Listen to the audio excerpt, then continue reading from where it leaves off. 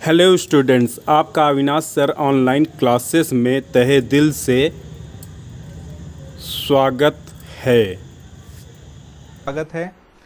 इस वीडियो में हम सीखने वाले हैं साइंस 2 का second chapter life processes in living organisms part 1 10th standard Maharashtra board. आगे बढ़ने से पहले मेरी आपसे रिक्वेस्ट है कि प्लीज़ मेरे चैनल को सब्सक्राइब कीजिए, इस वीडियो को लाइक कीजिए, अपने दोस्तों के साथ भरपूर शेयर कीजिए। ठीक है, चले आगे बढ़ते हैं। Life processes in living organisms part 1। First, how are the food stuffs and their nutrient contents useful for the body. यहाँ पर ये पूछा गया है कि फूड स्टफ्स का और उसके न्यूट्रिएंट्स का हमारे बॉडी के लिए क्या फ़ायदा है।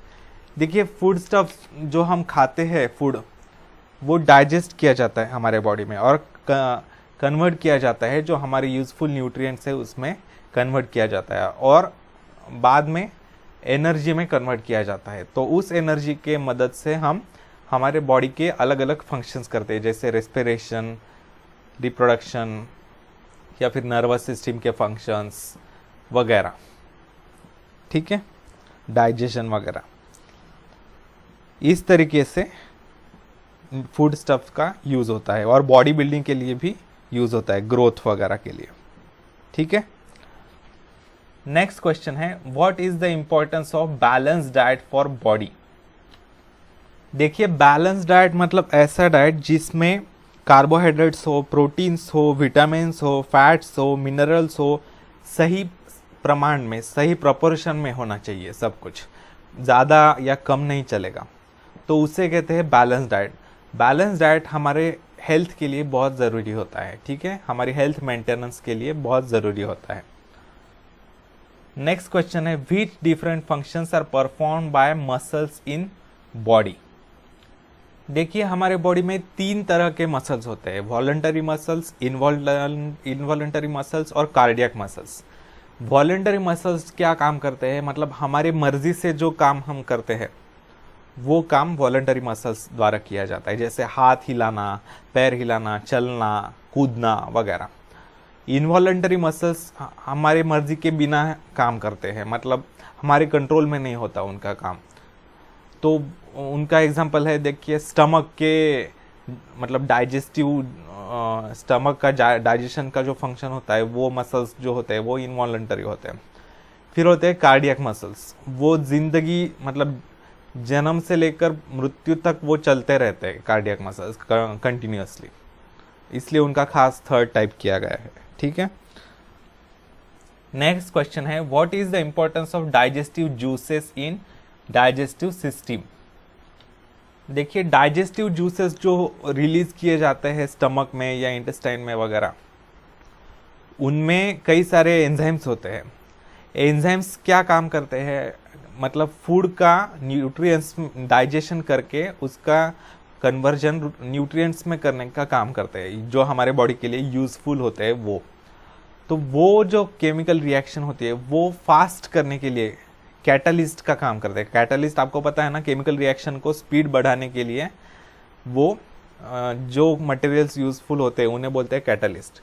तो कैटालिस्ट का काम करते हैं वो डाइजेशन की प्रोसेस में। ठीक है, next 5th question, which system is in action for removal of waste materials produced in human body. कौन से सिस्टम द्वारा एक्सक्रीटरी मतलब रिमूवल ऑफ वेस्ट मटेरियल्स किया जाता है, तो उसका नाम है एक्सक्रीटरी सिस्टम। एक्सक्रीटरी सिस्टम जिससे यूरिन, नाइट्रोजनस प्रोडक्ट वगैरह बाहर डाले जाते हैं बॉडी के। एक्सक्रीटरी सिस्टम किसे कहते हैं, 2 तरह की एक्सक्रीटरी सिस्टम होती है, एक तो यूरिन वाली और दूसरी होती है स्किन में, जो क्या कहते हैं उसे, स्वेट के द्वारा एक्सक्रीट किया जाता है। वो ईजेशन प्रोसेस अलग है और एक्सक्रीशन प्रोसेस अलग है। जो हम डाइजेस्टेड मटेरियल का जो बचा हुआ पार्ट होता है, जो एनस द्वारा बाहर डाला जाता है, वो है प्रोसेस ईजेशन, उसे एक्सक्रीशन नहीं कहते। एक्सक्रीशन मतलब जो प्रोडक्ट्स पर बॉडी के अंदर केमिकल रिएक्शंस किए जाने के बाद, कई सारे प्रोसेसेस होने के बाद जो वेस्ट प्रोडक्ट्स बनते हैं, उसको एक्सक्रीशन कहा जाता है। लेकिन डाइजेस्टिव सिस्टम में जो होते हैं वो तो ऐसे प्रोडक्ट्स होते हैं जो बॉडी ने एक्सेप्ट नहीं किए होते, हमारे जो रिजेक्ट किए होते हैं, वो उसे कहते हैं एक्सक्रीटरी प्रोडक्ट्स। इजेशन प्रोसेस कहते हैं उसे एक्सक्रीशन नहीं कहते। जो एनस द्वारा स्टूल बाहर निकलता है उसे, मतलब टट्टी जिसे कहते हैं, वो नहीं, वो इजेशन है, वो एक्सक्रीशन नहीं है। जो यूरिन बाहर निकलता है और जो पसीना आता है उसे एक्सक्रीशन कहते हैं। ठीक है। 6th, what is the role of circulatory system in energy production. देखिए, सर्कुलेटरी सिस्टम का फंक्शन होता है हमारे जो बॉडी न्यूट्रिएंट्स आते हैं हमारे बॉडी में, और जो ऑक्सीजन लंग्स द्वारा स्वीकार किया जाता है बाहर से, वो ऑक्सीजन और वो न्यूट्रिएंट्स डाइजेस्टिव सिस्टम से, मतलब रेस्पिरेटरी सिस्टम से ऑक्सीजन और डाइजेस्टिव सिस्टम से न्यूट्रिएंट्स वो एक्सेप्ट करके ब्लड द्वारा वो हर एक सेल तक पहुंचाने का काम, और उस सेल में जो वेस्ट प्रोडक्ट्स बने हैं वो कलेक्ट करके वो एक्सक्रीटरी सिस्टम के पास पहुंचाने का काम, ये सभी काम सर्कुलेटरी सिस्टम द्वारा किए जाते हैं। 7th, how are the various processes occurring in human body controlled in how many veg.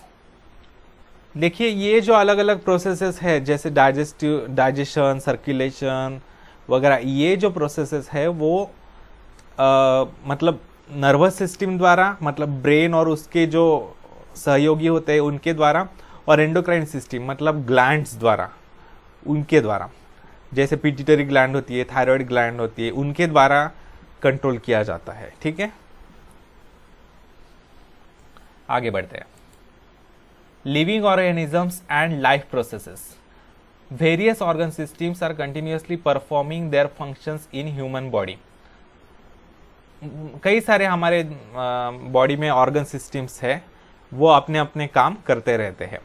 Along with the various systems like digestive, respiratory, circulatory, excretory and control systems, different external and internal organs are performing their functions independently but through a complete coordination। देखिए, हमारे body में कई सारे systems होते हैं, digestive system होती है, respiratory system होती है, सर्कुलेटरी, एक्सक्रीटरी, कंट्रोल सिस्टम, तो इनके अलग अलग ऑर्गन्स की मदद से वो सिस्टम्स बनते हैं और वो अपना अपना काम इंडिपेंडेंटली करते रहते हैं, लेकिन उनके बीच एक कोऑर्डिनेशन होता है, एक सहयोग के द्वारा वो करते हैं।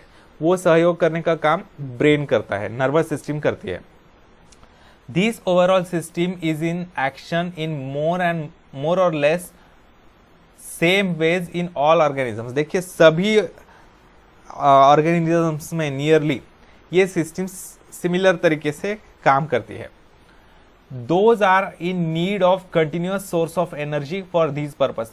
ये सभी काम करने के लिए, डाइजेशन करने के लिए, रेस्पिरेशन करने के लिए, सर्कुलेशन, एक्सक्रीशन, ये कंट्रोल वगैरह करने के लिए, ये सभी काम करने के लिए एनर्जी तो लगती ही है, तो वो एनर्जी फूड द्वारा प्राप्त की जाती है।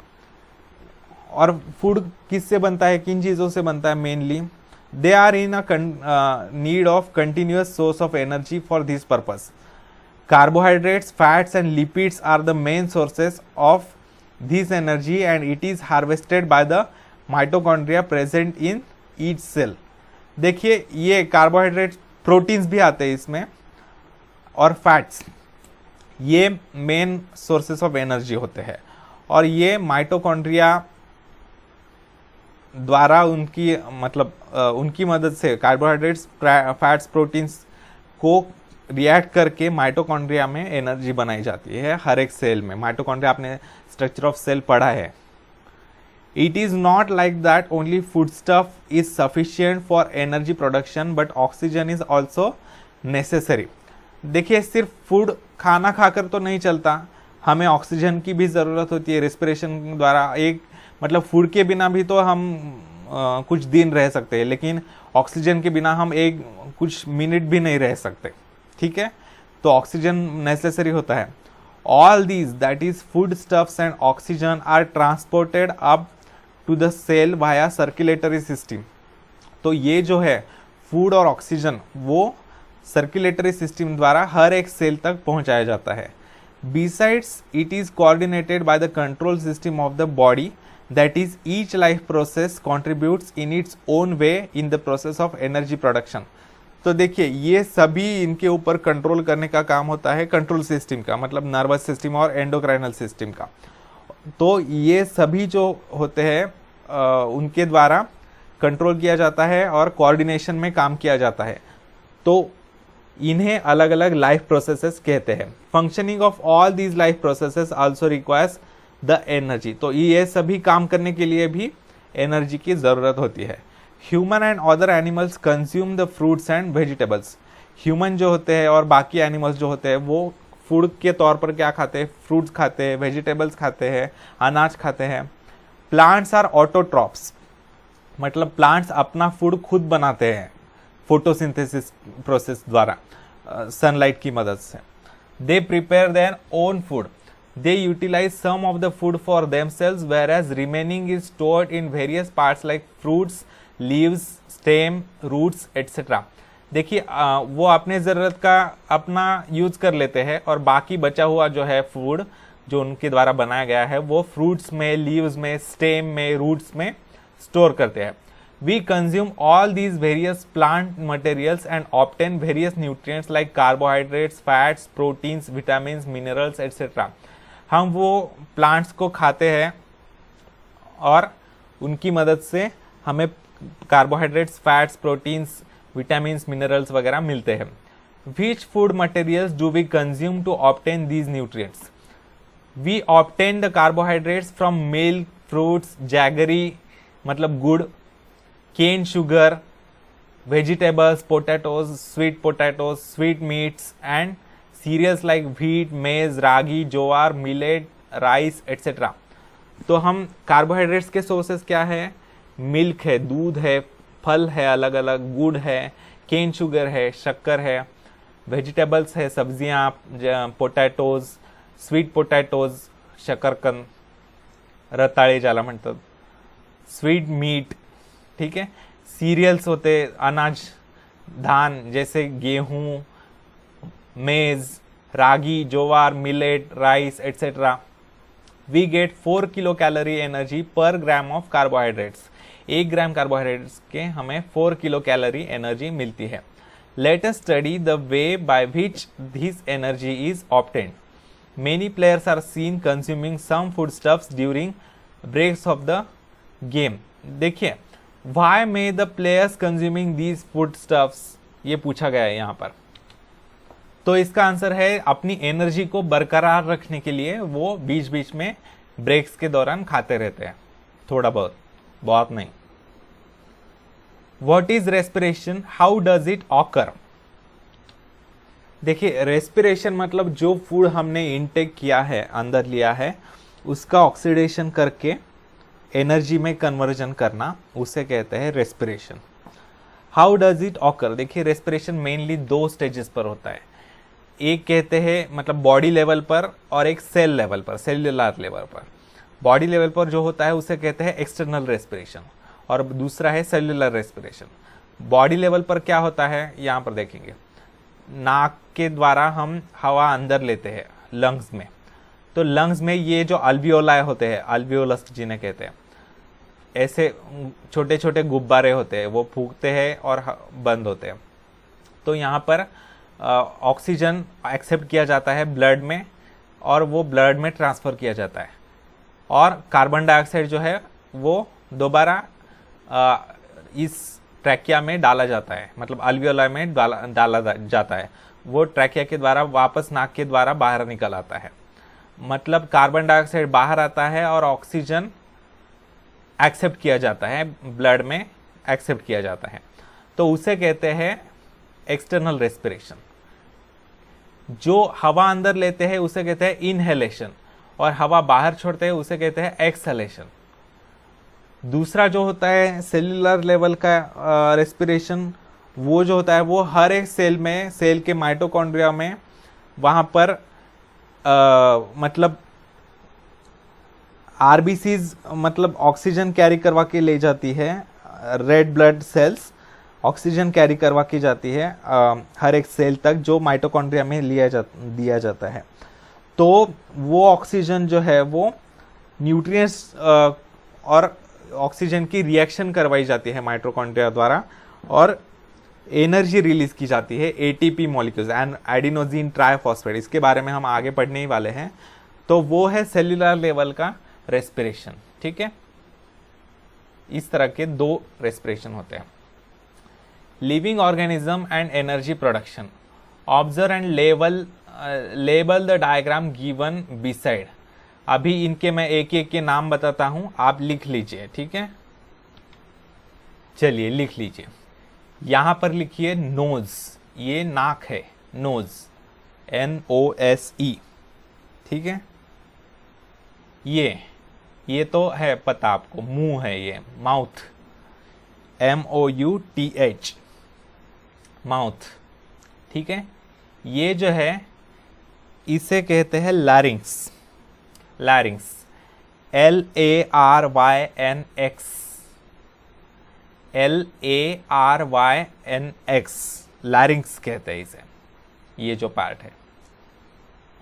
ये जो है ट्रैकिया कहते हैं इसको, श्वास नलिका, श्वास नलिका, ट्रैकिया, TRACHEA, TRACHEA, ट्रैकिया। इसका दूसरा नाम है विंड पाइप, विंड पाइप। फिर आगे बढ़ते हैं।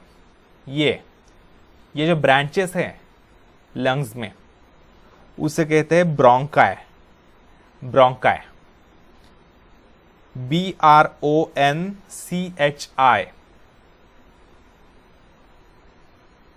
BRONCHI, bronchi.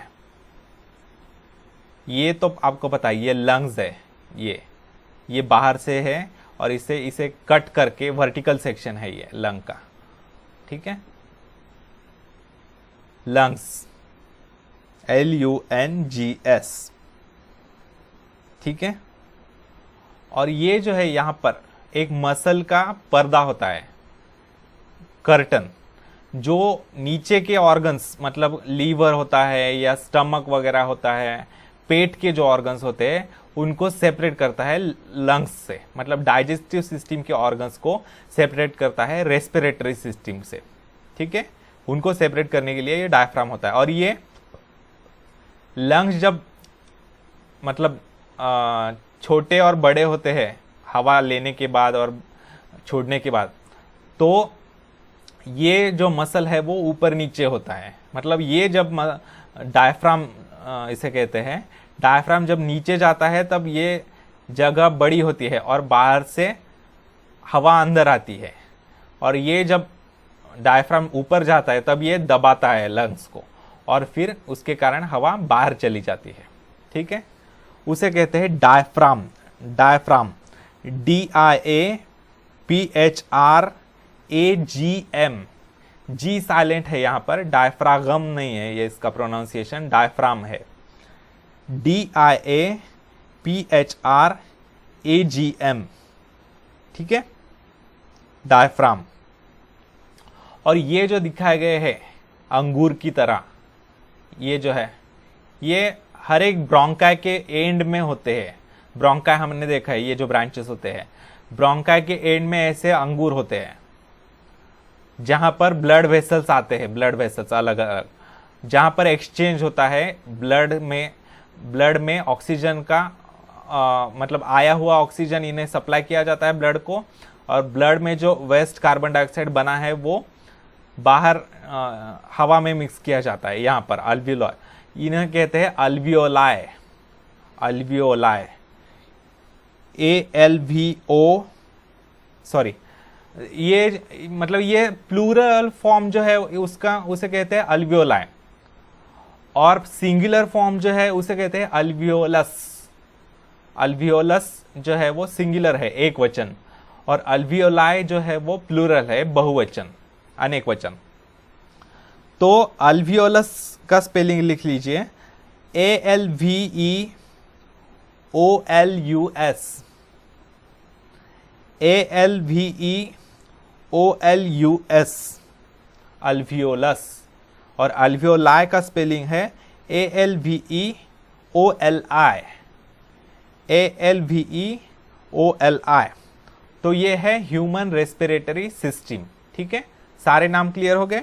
ये है नोज, ये है माउथ, ये है लैरिंक्स, ये है ट्रैकिया या इसे विंड पाइप भी कहते हैं, ये है ब्रोंकाई, ये है लंग्स, ये और ये है डायफ्राम, ये जो मसल कर्टन जिसे कहते हैं, और ये है ब्रोंकाई, सॉरी अल्वियोलाई। ठीक है, हर एक ब्रोंकाई के एंड में होते हैं अल्वियोलाई। ठीक है, चलिए आगे बढ़ते हैं। In living organisms respiration occurs at 2 levels as body and cellular level. मैंने अभी बताया आपको, oxygen and carbon dioxide are exchange between body and surrounding in case of respiration occurring at body level. देखिए बॉडी लेवल पर जो मतलब respiration होता है पूरे बॉडी के लेवल पर, ये जो हमने देखा, वहां पर क्या होता है कि बाहर की हवा में से ऑक्सीजन बॉडी में ट्रांसफर किया जाता है और बॉडी में जो कार्बन डाइऑक्साइड बना है वो बाहर की हवा में डाला जाता है। ठीक है, in case of respiration at cellular level food stuffs are oxidised either with और विदाउट हेल्प ऑफ ऑक्सीजन। और सेल्यूलर लेवल के रेस्पिरेशन को क्या होता है, देखिए सेल्यूलर लेवल का रेस्पिरेशन 2 तरह का होता है, एक ऑक्सीजन की मदद से किया जाता है और विदाउट ऑक्सीजन की मदद से किया जाता है, मतलब बिना ऑक्सीजन की मदद से और ऑक्सीजन की मदद से, ऐसे 2 तरह के रेस्पिरेशन होते हैं। उसके बारे में हम आगे पढ़ने वाले हैं, एरोबिक रेस्पिरेशन और एनारोबिक रेस्पिरेशन के बारे में। तो इस तरीके से होता है। तो फूड स्टफ्स को जो हम फूड लेते हैं उनका धीरे धीरे उनके मॉलिक्यूल्स जो होते हैं वो धीरे धीरे छोटे छोटे करके ब्रेक करके उनका ऑक्सीडेशन करना। ऑक्सीडेशन रिएक्शन किसे कहते हैं? ऑक्सीडेशन मतलब जिसमें से इलेक्ट्रॉन को लूज होता है, इलेक्ट्रॉन चला जाता है, उसे कहते हैं ऑक्सीडेशन। या फिर दूसरी डेफिनेशन है ऑक्सीडेशन की, एडिशन ऑफ ऑक्सीजन एटम, मतलब ऑक्सीजन एटम का एडिशन या फिर एक इलेक्ट्रॉन का लॉस होना, उसको कहते हैं ऑक्सीडेशन। ठीक है, ऑक्सीडेशन प्रोसेस, फूड स्टफ्स के मॉलिक्यूल्स को ऑक्सीडाइज करना धीरे धीरे और उसकी मदद से एनर्जी रिलीज करना, ये जो रेस्पिरेशन होता है उसे कहते हैं सेल्युलर रेस्पिरेशन। ठीक है, can you tell, first question, how many items of C, H and O, मतलब carbon, hydrogen and oxygen, are respectively present in a molecule of glucose. Glucose के मॉलिक्यूल में कार्बन के कितने आइटम्स होते हैं, hydrogen के कितने आइटम्स होते हैं और ऑक्सीजन के कितने आइटम्स होते हैं, ये पूछा गया है। तो कार्बन के 6 आइटम्स होते हैं ग्लूकोज में, 6, हाइड्रोजन के 12 आइटम्स होते हैं और ऑक्सीजन के भी 6 आइटम्स होते हैं। मतलब उसका मॉलिक्यूलर फॉर्मूला क्या हुआ ग्लूकोज का, C6H12O6, C6H12O6। ठीक है, second question, which types of chemical bonds are present between all these atoms. तो ये हमेशा याद रखिए, देखिए कार्बन, हाइड्रोजन और ऑक्सीजन जहां पर आते हैं उनके बीच में हमेशा कोवैलेंट बॉन्ड्स ही होते हैं। इन कंपाउंड्स को सारे कार्बन, हाइड्रोजन, ऑक्सीजन जहां पर होते हैं उनको कहते हैं ऑर्गेनिक कंपाउंड्स। उनकी अलग ब्रांच है केमिस्ट्री की, उन सारे कंपाउंड्स को स्टडी करने वाली की, उनको कहते हैं ऑर्गेनिक केमिस्ट्री। ठीक है, तो उनको कहते हैं ऑर्गेनिक कंपाउंड्स, आपने पढ़ा होगा ये। तो ऑर्गेनिक कंपाउंड्स, तो इनमें हमेशा मोस्टली ऑर्गेनिक कंपाउंड्स में जो होते हैं वो कोवैलेंट बॉन्ड्स होते हैं। ठीक है, तो यहां पर भी कार्बन, हाइड्रोजन और ऑक्सीजन में कोवैलेंट बॉन्ड्स ही होते हैं। ठीक है, next, in terms of chemistry what happens actually when a molecule is oxidised. ये मैंने अभी बताया आपको, when a molecule is oxidised it gains oxygen atoms और लूजेस इलेक्ट्रॉन्स। मैंने अभी बताया आपको कि एक तो इलेक्ट्रॉन लूज करना उसे भी कहते हैं ऑक्सीजन, या फिर एक ऑक्सीजन का एटम ऐड होना उसे भी कहते हैं ऑक्सीडाइजेशन। ठीक है, आगे बढ़ते हैं। Carbohydrates of food that we consume every day are mainly utilize for production of energy required for daily need. देखिए कार्बोहाइड्रेट्स जो खाते हैं हम, रोटी खाते हैं वगैरह, तो उसके द्वारा हमें डेली एनर्जी के लिए मतलब उसके सोर्स होता है वो डेली एनर्जी का। This energy is obtained in the form of ATP. ATP मतलब एडिनोजिन ट्राइफॉस्फेट, उसको कहते हैं एडिनोजिन ट्राइफॉस्फेट। ठीक है, ये बहुत बड़ा कंपाउंड होता है, उसका फॉर्मूला आपको याद नहीं रहेगा, मतलब उसकी एक सिस्टम होती है डिटेल में फॉर्मूला लिखने की भी, बस एटम्स का नंबर लिख के नहीं चलता। अभी ऑर्गेनिक केमिस्ट्री में स्ट्रक्चर भी लिखना पड़ता है मॉलिक्यूल्स का, तो वो आपको डिटेल में जाएंगे तो बहुत कंफ्यूज हो सकता है, इसलिए मैं आपको ज़्यादा डिटेल्स नहीं बताता। आप बस इतना याद रखिए कि इसे कहते हैं एडिनोजिन ट्राइफॉस्फेट, आगे आएगा। For this purpose glucose, a type of carbohydrates, is oxidize step by step in the cells. तो ग्लूकोज को धीरे धीरे एक एक बॉन्ड ब्रेक करके, कोवैलेंट बॉन्ड एक एक ब्रेक करके एनर्जी में ऑक्सीडेशन किया जाता है और उसका एनर्जी में कन्वर्जन किया जाता है। अभी ऑक्सीडेशन के रिएक्शन में एनर्जी रिलीज होती है, देखिए कैसे, अभी मैं आपको बताता हूं। देखिए ये रिएक्शन तो आपको पता है, H2 + O2 = H2O। इसको बैलेंस नहीं किया है मैंने, बैलेंस नहीं किया है, आप बैलेंस कर सकते हैं, अभी फिलहाल मैं सिर्फ बता रहा हूं आपको। तो H2 + O2 = H2O, चलिए बैलेंस कर ही लेते हैं।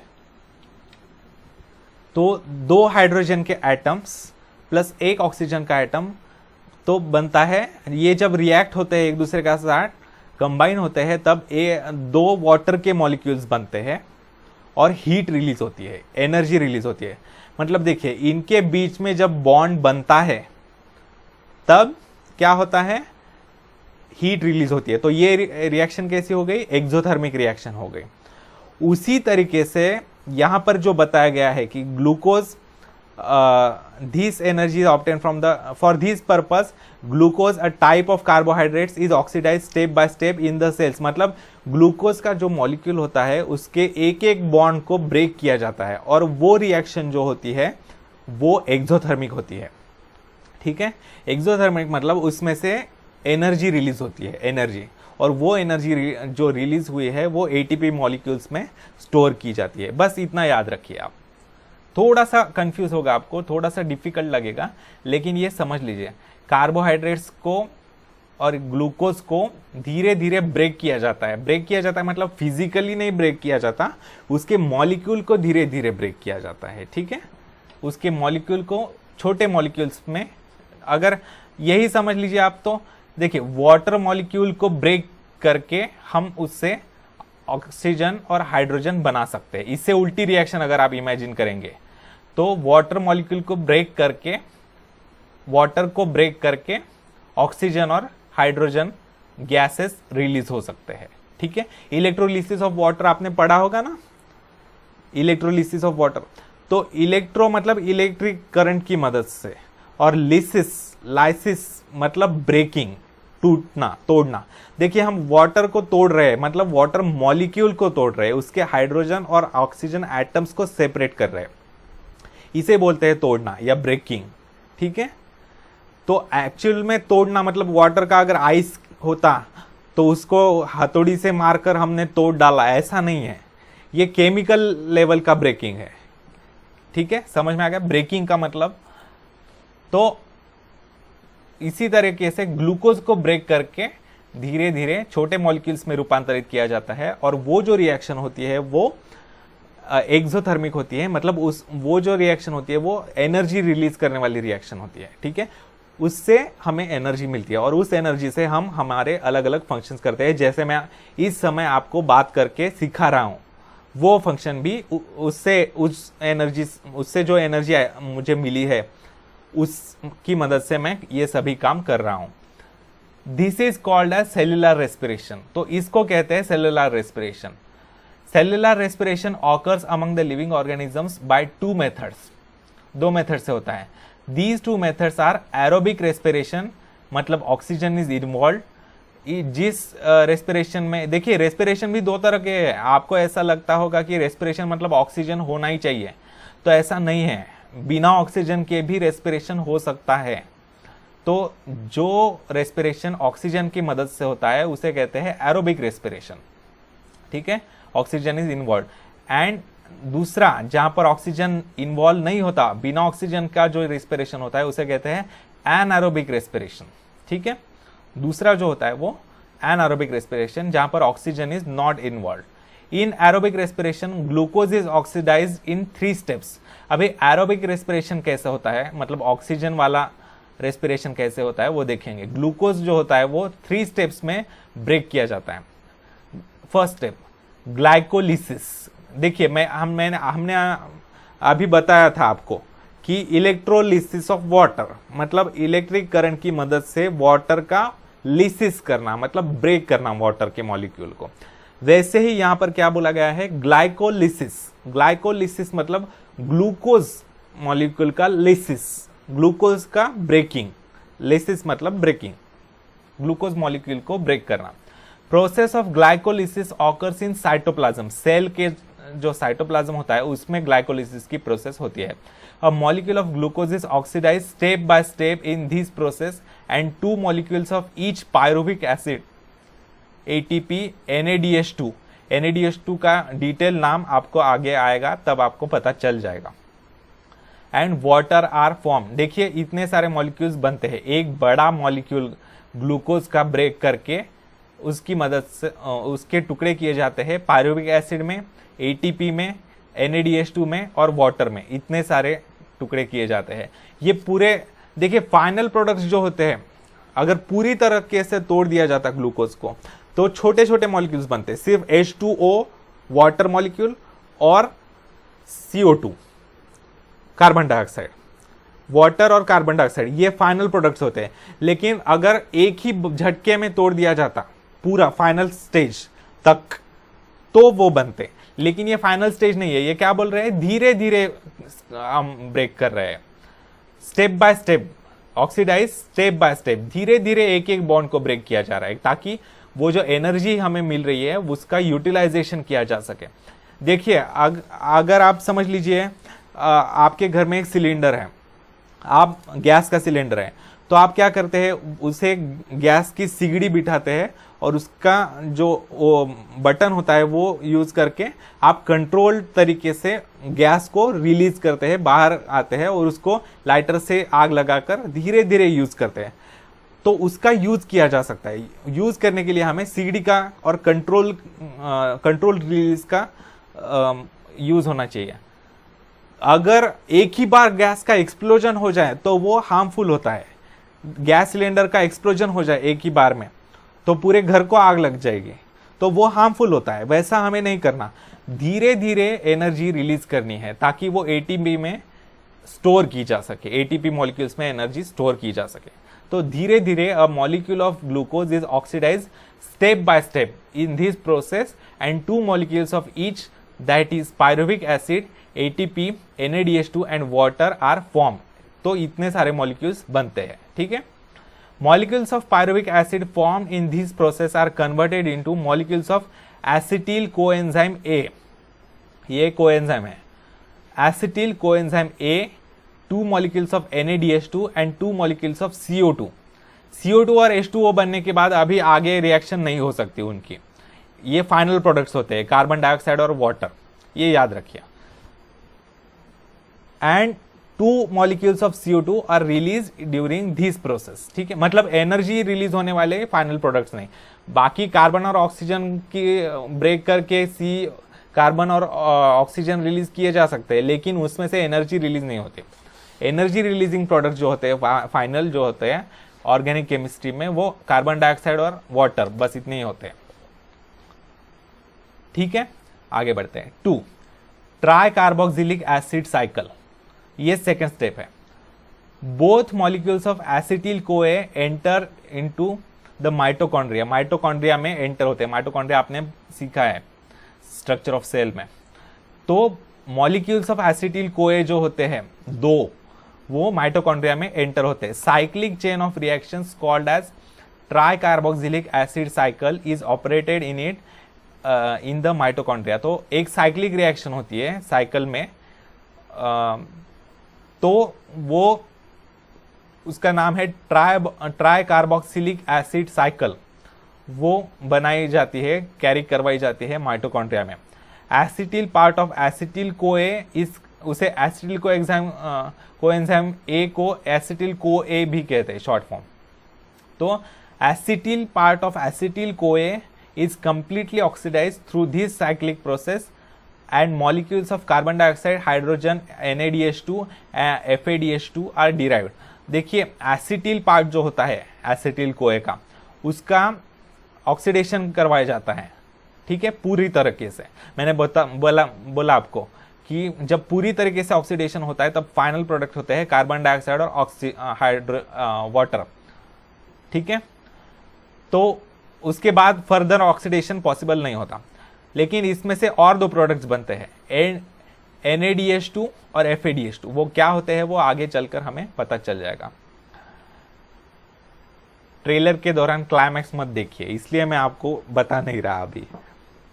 अच्छा, third, electron transfer chain reaction. देखिए यहां पर पायरुविक एसिड एंटर हुआ माइटोकॉन्ड्रिया में, ये साइकिल आपको, ये डिटेल साइकिल नहीं है। आप अगर 12th में बायोलॉजी लेते हैं तो तब आपको ये डिटेल साइकिल आपको सिखाई जाएगी, या फिर BSc को वगैरह, या फिर मेडिकल कॉलेज अगर आप लगते हैं, नंबर लगता है, तब आपको ये सारी डिटेल साइकिल हो जाएगी। अगर मैं फालतू में सिखा दूंगा तो आप कंफ्यूज हो जाएंगे और आपको ये भी याद नहीं रह जाएगा, इसलिए मैं आपको डिटेल में नहीं पढ़ाता, ठीक है। तो माइटोकॉन्ड्रिया में पायरुविक एसिड एंटर होता है, उसके बाद वो साइकिल कैरी की जाती है और उससे NADH और CO2 रिलीज होते हैं, फिर NADH CO2 दो, और FADH2 और NADH, इस तरीके से। Molecules of electron transfer chain reaction, molecules of NADH2 and FADH2 form during all above processes participate in electron transfer chain reaction. देखिए जो भी रिलीज हुए हैं NADH2 और FADH2 के मॉलिक्यूल्स या इस रिएक्शन के दौरान, मतलब इस साइकिल के दौरान, वो जो होते हैं वो इलेक्ट्रॉन ट्रांसफर चेन रिएक्शन में पार्टिसिपेट होते हैं।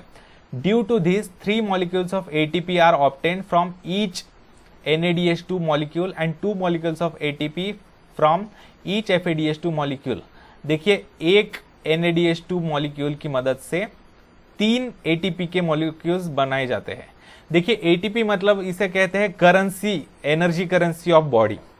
जैसे हम करेंसी यूज करते हैं ना, रुपीज हमारे देश में 100 रुपए, 10 रुपए, मतलब ऐसे, मतलब जो भी हमें जब भी कोई काम होता है तब हम पैसे देकर करवा लेते हैं हमारा काम।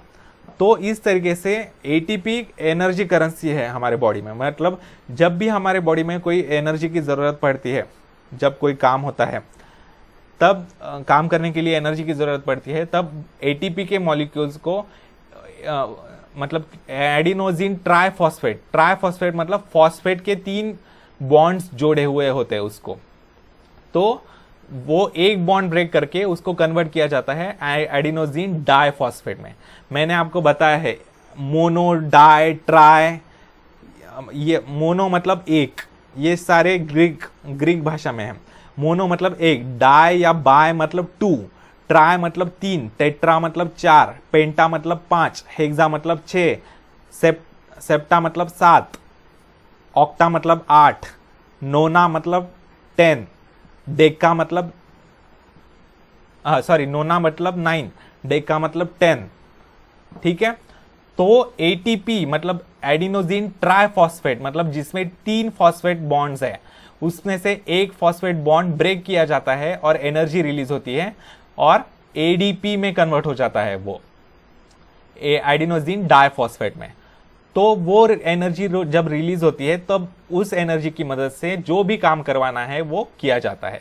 तो ये सारी जो फूड खाते हैं हम, उसका बॉडी की टेंडेंसी ये होती है कि उसका कन्वर्जन ATP में कन्वर्ट किया जाए, एनर्जी के सोर्स के तौर पर, करेंसी के तौर पर, ताकि जब भी कोई काम करना पड़े तब ये ATP को ADP में कन्वर्ट करके एनर्जी प्राप्त की जा सके। तो देखिए NADH2 के एक मॉलिक्यूल से 3 मॉलिक्यूल्स ऑफ ATP प्राप्त किए जाते हैं और FADH2 के एक मॉलिक्यूल से 2 मॉलिक्यूल्स ऑफ ATP प्राप्त किए जाते हैं। बिसाइड्स, अगर आपको समझ में नहीं आ रहा, कंफ्यूज हो रहा है, तो अगर आप बार बार रिवाइंड करके ये वीडियो देख सकते हैं, ठीक है। बार बार ये वीडियो देखिए ताकि आपका कंफ्यूजन क्लियर हो, ठीक है।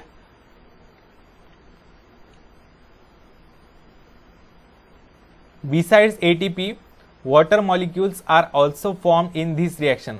वाटर मॉलिक्यूल्स जैसे कि मैंने बोला, फाइनल प्रोडक्ट जो होते हैं वो ऑक्सीडेशन के, ऑर्गेनिक कंपाउंड्स के ऑक्सीडेशन के, वो वाटर होता है और कार्बन डाइऑक्साइड होता है।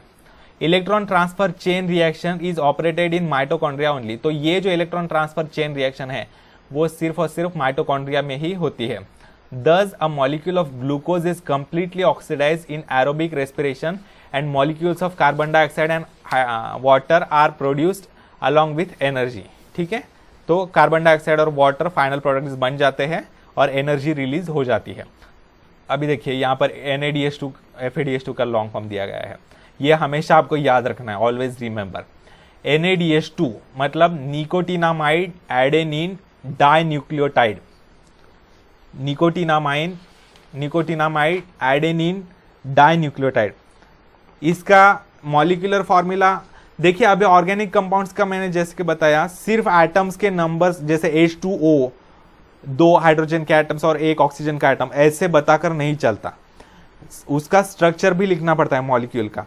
लेकिन फिर भी मैं आपको कितने एटम्स होते हैं इसमें किसके, वो मैं बता दूंगा। NADH2 में होता है, उसका मॉलिक्यूलर फॉर्मूला लिख लीजिए, C21 H27 N nitrogen 7 O14 P phosphorus 2। C21 H27 N7 O14 P2। और FADH2 का नाम है flavin adenine dinucleotide, flavin adenine dinucleotide. इसका फॉर्मूला है C27 H33 P2 phosphorus N9 O15। C27 H33 P2 N9 O15। ठीक है, ये याद रखिए। Both enzymes are formed in the cells and used in cellular respiration. ये जो होते हैं ये एंजाइम्स होते हैं जो सेल्यूलर रेस्पिरेशन मतलब सेल्स में ही बनते हैं और सेल्यूलर रेस्पिरेशन के लिए यूज किए जाते हैं। ठीक है, अभी एटीपी की इंफॉर्मेशन जो मैंने अभी बताई थी वो दी है यहाँ पर। ATP adenosine triphosphate is energy rich molecule and energy is stored in the bonds by which phosphate groups are attached to each other. These molecules are stored in the cells as per need. देखिए ये ATP के molecules currency की तरह, जैसे हम पैसे store करके रखते हैं हमारे वैलेट में, ये है एटीपी का मॉलिक्यूल। देखिए एटीपी ये है एडेनिन, ये पूरा डिटेल फॉर्मूला तो मैं नहीं बताऊंगा, आपको कंफ्यूज हो जाएगा। ये कार्बन होते हैं यहाँ पर और हाइड्रोजन ऑक्सीजन वगैरह होता है यहाँ पर। तो एडेनिन का ग्रुप होता है, ये जो ग्रुप होता है वो राइबोज होता है, और ये फॉस्फेट, फॉस्फेट मतलब पी, ये जो है मरून कलर के जो दिख रहे वॉयलेट कलर का पी फॉस्फोरस का एटम है, और ये जो मरून कलर के जो दिख रहे हैं वो ऑक्सीजन के एटम्स है। ठीक है, oxygen oxygen oxygen oxygen oxygen oxygen. तो फॉस्फेट, तो इसको फॉस्फेट कहते हैं, ऑक्सीजन और फॉस्फोरस के ग्रुप को कहते हैं फॉस्फेट। तो ये है एडेनिन, ये है राइबोज, इससे कहते हैं एडिनोजीन, फॉस्फेट, ट्राइफॉस्फेट, 3 फॉस्फेट ग्रुप से देखिए ट्राइफॉस्फेट। तो ये जो बॉन्ड एक फॉस्फेट का दूसरे फॉस्फेट के साथ जो बॉन्ड है वो ब्रेक किया जाता है, तब बहुत सी एनर्जी रिलीज होती है। ठीक है, और वो कन्वर्ट किया जाता है एडेनिन राइबोज, एडिनोजीन डाइफॉस्फेट। देखिए 2 फॉस्फेट है यहाँ पर, एक फॉस्फेट निकल गया। ठीक है, यहाँ इसमें एक भी ऑक्सीजन कार्बन या हाइड्रोजन नहीं है। जिसमें कार्बन, हाइड्रोजन और ऑक्सीजन तीनों होते हैं उनको ऑर्गेनिक कंपाउंड्स कहते हैं। मैंने अभी बोला आपको, यहाँ सिर्फ ऑक्सीजन है, कार्बन और हाइड्रोजन नहीं है, इसलिए इसको कहते हैं इनऑर्गेनिक कंपाउंड। तो ये इनऑर्गेनिक फॉस्फेट है। ठीक है, तो ये फॉस्फेट ब्रेक हो गया और ये डाइफॉस्फेट बन गया। ये एडिनोजिन ट्राइफॉस्फेट था, उसका एक बॉन्ड ब्रेक कर दिया उसके इस केमिकल रिएक्शन में काफ़ी सारी एनर्जी रिलीज होती है, और जो एनर्जी रिलीज होती है उसको यूज़ किया जाता है जो भी बॉडी फंक्शन है उसके लिए, और ये कन्वर्ट हो जाता है बिना एनर्जी का, खाली एडिनोसिन डाइफॉस्फेट। ठीक है, chemically ATP is triphosphate molecule form from adenosine ribonucleoside. It contains a nitrogenous compound adenine, pentose sugar, ribose and 3 phosphate groups. As per the need, energy is derived by breaking the phosphate bond of ATP. Hence, ATP is called as energy currency of the cell. ये give reasons में आ सकता है ATP को energy currency of cell क्यों कहा जाता है। If there is sufficient amount of carbohydrates in body due to exceptional conditions like fasting and hunger, then lipids and proteins are used for energy production. देखिए, अगर carbohydrates कम है, carbohydrates की कमी है हमारी बॉडी में, तो बॉडी क्या, अगर मतलब उपवास वगैरह किया है, खाना नहीं खाया, तो उसके कारण क्या होता है, बहुत देर तक भूखे पेट रहे, तो क्या होता है, फैट्स की मदद से और प्रोटीन्स की मदद से एनर्जी बनाई जाती है। लेकिन बेसिक सोर्स किसे, कार्बोहाइड्रेट्स को ही ट्रीट किया जाता है एनर्जी का। अगर कार्बोहाइड्रेट्स अवेलेबल नहीं है तो फैट्स मतलब लिपिड्स और प्रोटीन्स की मदद से एनर्जी पाई जाती है। जैसे जो बहुत ही महत्वपूर्ण काम है जिन्हें रोका नहीं जा सकता, जैसे रेस्पिरेशन होता है, हार्ट बीटिंग होती है वगैरह, सर्कुलेशन वगैरह। In case of lipids they are converted into fatty acids, whereas proteins into amino acids. Proteins convert होते हैं, जब उनको ब्रेक किया जाता है तब अमीनो एसिड्स में कन्वर्ट होते हैं, और लिपिड्स मतलब फैट्स का कन्वर्जन ऑक्सीडेशन करने के बाद वो फैटी एसिड्स में कन्वर्ट होते हैं। Fatty acids and amino acids are converted into acetyl CoA and energy is obtained through complete oxidation of acetyl CoA by the process of Krebs cycle in mitochondria. देखिए, fatty acids और amino acids जो होते हैं वो acetyl कोए में convert किए जाते हैं और एनर्जी प्राप्त की जाती है, और उस एसिटिल कोए का कंप्लीट ऑक्सीडेशन करने के बाद क्रेब्स साइकिल मतलब एसिटिल कोए का कैसे ऑक्सीडेशन किया जाता है माइटोकॉन्ड्रिया में, क्रेब्स साइकिल की मदद से। तो ये Krebs cycle, introduction to scientist, ये sir Hans Kreb 1900 to 1981। Process of glycolysis was discovered by 3 scientist, Gustav Embden, Otto Meyerhoff and Jacob Parnas, along with their colleagues. For this purpose, they performed experiments on muscles. Hence, glycolysis is also called Embden-Meyerhoff-Parnas pathway, EMP pathway. In 3 scientist का नाम के short form से EMP pathway. The cyclical reactions of tricarboxylic acid cycle were discovered by Sir Hans Krebs. Hence, this cyclical process is also called as Krebs cycle. He has been awarded the Nobel Prize in 1953 for this discovery. ठीक है, तो इस discovery के ये जो है आगे का पार्ट हम अगले वीडियो में देखेंगे। ठीक है, क्योंकि ये बहुत बड़ा वीडियो हो रहा है इसलिए हम अगले वीडियो में देखेंगे। ठीक है, यहाँ पर हम रुकते हैं। अगर आपको मेरा वीडियो अच्छा लगे तो प्लीज़ भरपूर लाइक्स कीजिए, अपने दोस्तों के साथ भरपूर शेयर कीजिए। ठीक है, और प्लीज़ मेरे चैनल को सब्सक्राइब करना ना भूले और बेल आइकन को दबाना भी ना भूले, ताकि जब मैं अपना नया वीडियो पोस्ट करूं तब तुरंत आपको नोटिफिकेशन मिले। ठीक है, थैंक यू दोस्तों, आपका दिन शुभ रहे।